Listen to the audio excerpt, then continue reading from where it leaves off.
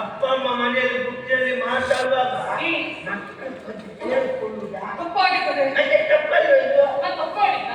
ಇಲ್ಲ ಸರಿ ಮಾಡಿದ್ದೆ. ನಾನು ಕದ್ದು ಆಡಿದ್ದು ಕೇಳಿಸಿಕೊಂಡದ್ದಲ್ಲ, ಇದ್ದು ಆಲಿಸಿದ್ದು. ಕದ್ದಾಲಿಕೆ ಕೆಲವೊಬ್ಬರಿ ನಾವು ಅದೇ ಯೋಚನೆ ಮಾಡ್ಬೇಕು ಮಗ. ಯಾವುದು ಈ ಪ್ರಾಯ ಪ್ರಬುದ್ಧ ಮಕ್ಕಳಿರುವಾಗ ನಾವು ಆ ರೀತಿ ಮನೆಯಲ್ಲಿ ಬುದ್ಧಿ ಬುದ್ಧಿ ಮಾತಾಡಬಾರ್ದು ಅಂತ. ಹಾಗ ಅಪ್ಪಯ್ಯ, ನೀವು ಆಡಬಾರದನ್ನು ಆಡಲಿಲ್ಲ, ನಾನು ಕೇಳಬಾರದನ್ನು ಕೇಳಿ. ನೀ ಕೇಳಿಕೊಂಡಿದ್ದು ಯಾವ್ದು ಮಗನೇ? ಕಾಶಿಯಾಗಿ ಹೋಗಬೇಕಿದ್ದು ಹಾಗೆ ಮನಸ್ಸುಟ್ಟು ನೋಡಿ ಆವೇಶನ ಅಮ್ಮನಲ್ಲಿ ಆಡಿದ ವಿಚಾರವನ್ನು ಕೇಳಿ. ಹೌದಾ? ಅದು ಒಂದು ನೀವು ಆಡಿದ ಮಾತಿಗೆ ನನ್ನ ಅಮ್ಮ ಪ್ರತಿಯಾಗಿ ಸಣ್ಣ ಸ್ವರದಲ್ಲಿ ಮೆಲುಧ್ವನಿಯಲ್ಲಿ ಮಗನಿಗೆ ಮದುವೆ ಮಾಡಿಸಬೇಕು ಎನ್ನುವ ಯೋಚನೆಯನ್ನ ವಿಚಾರ ಮಾಡ್ತಾ ಇದ್ದಾರೆ. ನಮ್ಮದು ಸಣ್ಣ ಧ್ವನಿ, ನಿಮ್ಮೊಂದು ಏಳು ಧ್ವನಿ. ಹೌದು ಮಗ. ಇದು ಈವಾಗಲೇ ಹೊಂದಾಣಿಕೆ ಅಲ್ಲ, ನಮ್ಮ ಮದುವೆಯಾಗಿ ಬಂದಾಗಲಿಂದ ಇಲ್ಲಿ ಒಂದು ಈ ರೀತಿ ಹೊಂದಾಣಿಕೆ. ಹೌದಾ? ಯಾವ ಮದುವೆಯಾಗಿ ಬಂದಾಗ ನೋಡ್ಬೇಕಿತ್ತು. ಹೇಗೆ ಅವಳು ತೊಂದರೆ ಜೋರಿದೆ, ನಿಮ್ಮದು ನಡುವೆ ಹೊರಬರುವುದಿಲ್ಲ. ಇವಾಗ ಈಗ ಅವಳು ಸ್ವರ ಹೊರಬರುವುದಿಲ್ಲಲ್ಲ, ಅದಕ್ಕೆ ನಾನು ಸ್ವಲ್ಪ ಸ್ವರ ಹೇಳ್ತೀನಿ. ಒಳ್ಳೇದಪ್ಪ, ಇಬ್ಬರು ಸ್ವಲ್ಪ ಹೆಚ್ಚಾಯ್ತು. ನಾನಲ್ಲಿ ಇರುತ್ತಲ್ವ, ಇನ್ನು ಸಮಸ್ಯೆ ಆಗ್ತದೆ ಅಂತ ಹೇಳುದು. ಖಂಡಿತವಾಯ್ತು. ಅಪ್ಪಯ್ಯ, ಕಾಶಿಯಾಗಿ ಹೋಗಬೇಕೆನ್ನುವ ಮನಸ್ಸು ನಿನಗಿರುವಾಗ ನೀನು ಯಾಕಪ್ಪ ತಡ ಮಾಡುವುದು?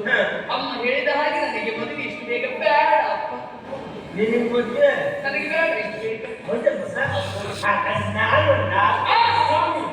ನಿಮಗೆ ಮದುವೆ ಈ ಬೇಗ ನಿಂತಿರಾ? ನೀನು ಇನ್ನೊಂದು ಮದುವೆ ಆಗುವುದಂತೆ ನನ್ನ ತಂಗಿಯೋ ತಪ್ಪು ಹುಟ್ಟುವುದಂತೆ. ನೀನ ನಮ್ದು ಮನೆಗೆ ಬಿಡಬೇಕಲ್ಲ. ಏನ್ ನನಗೆ ಆಸೆ ಉಂಟು ಅಂತ ಹೇಳಿದ್ದ. ಇನ್ನು ಮದುವೆ ಪ್ರಯತ್ನ ಯಾಕಪ್ಪ? ಮತ್ತೆ ಈ ಪ್ರಾಯದಲ್ಲಿ ನೀನು ಮದುವೆ ಆಗ್ಬೇಕಾದ್ರೆ ಆಗುದಿಲ್ಲ ಅಂತ ಹೇಳಿದ್ರೆ ಮತ್ತೆ ನಾ ಎಂತ ಹೇಳುದ? ಅಪ್ಪ, ಕಾಶಿ ಯಾತ್ರೆ ಮಾಡುವ ಮನಸ್ಸು ಇರುವಾಗ ಆ ಯೋಚನೆ ಇರುವಾಗ ಈ ಯೋಚನೆ ಯಾಕೆ? ಓ, ಆಸೆ ಬೇಡ ಅಂತ ಖಂಡಿತವಾಗಿ ಹೌದು. ಅಷ್ಟೊಂದು ಯೋಚನೆ ಮಾಡಿದ್ರಪ್ಪ, ನೀನು ಕಾಶಿ ಯಾತ್ರೆ ಮಾಡ್ಬೇಕಿರೋ ಮನಸ್ಸು ಉಂಟಲ್ಲ, ಹಾಗಾಗಿ ಕಾಶಿ ಯಾತ್ರೆಗೆ ಹೋಗುದು ಹೋಗುವುದೇ ಹೋಗುವುದೇ. ಏನಾಯ್ತಪ್ಪ ನಿಮಗೆ? ನೀನು ಯಾವ ಹೇಳಿದಂತ ಗೊತ್ತಲ್ಲ. ಏನ್ ತಿಳ್ಕೊಂಡ್ರಿ? ನೀನು ಬರುವಾಗ ಯಾರೋ ಸಿಕ್ಕಿದ್ರೆ ನಾವೆಲ್ಲ ಕಾಸು ಹೋಗ್ತೇವೆ ಅಂತ ಹೇಳಿದ್ರು. ಮತ್ತೆ ಇವರಿಬ್ಬರು ಹಳೆಯವರು ಮನೆಗೆ ಆಗಲೇ ಆಗ್ತದೆ, ಹೋಗುದಾದ್ರೆ ಹೋಗಿ ಅಂತ ಯಾಕಪ್ಪ ಪಪ್ಪಾಗಿ ತಿಳ್ಕೊಳ್ತೀರಿ?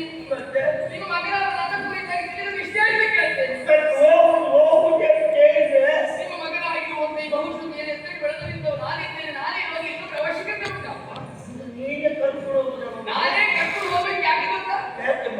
ಪ್ರತಿಯೊಬ್ಬರಿಗೆ ಇರುವುದು 3 ಋಣಗಳು. ಹ, 3 ಋಣದಿಂದ ವಿಮುಕ್ತರಾದವಾಗ ಸ್ವರ್ಗ ಪ್ರಾಪ್ತಿ ಆಗುತ್ತಪ್ಪ. ಹ.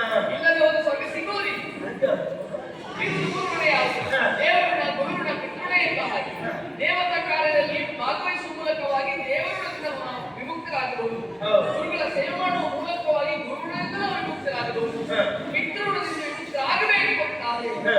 ಅದಕ್ಕೆ ದಾರಿ ಉಂಟಪ್ಪ. ಏನು ಮಗ? ತಂದೆ ತಾಯಿ ಆಸೆ ಆಸಕ್ತವನ್ನು ಈಡೇರಿಸುವ ಮಕ್ಕಳಾಗಬೇಕು.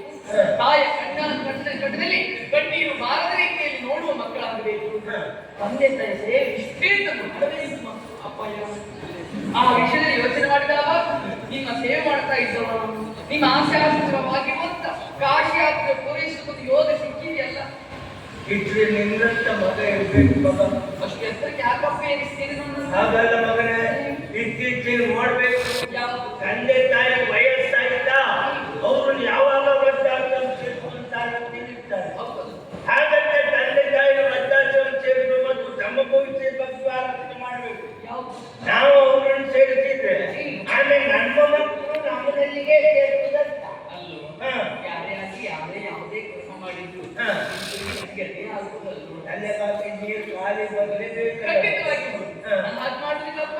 ನಿಮ್ಮ ಆಸೆ ಈಡೇರಿಸುವಲ್ಲಿ ಹ. ಕಾಶಿ ಯಾತ್ರೆ ಮಾಡುವಲ್ಲಿ ಹ. ನಾವು ಸಹಾಯಕನಾಗಬೇಕು. ಹೋಗುದಂತ ಹೇಳಿದೆ. ಹೌದು. ಹೋಗುದು ಯಾವಾಗ ಮಗ? ನಾಳೆ ನಾಡಿದ್ದಲ್ಲ. ಇವತ್ತು ಈ ಕ್ಷಣದಲ್ಲಿ ಹೊರಡುವುದೇ. ಅಭಯ, ಅಭಯ, ಅಭಯ, ಅಭಯ.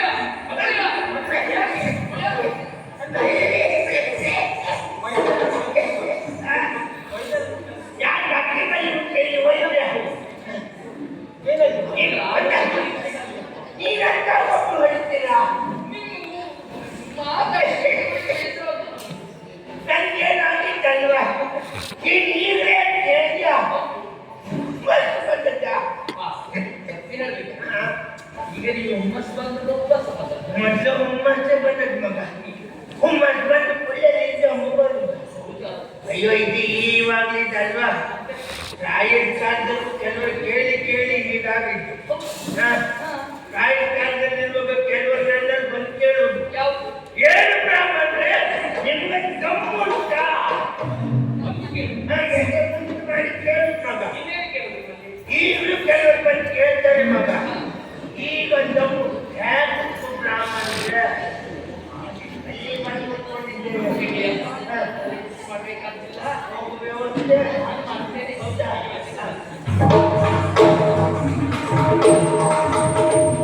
Oye,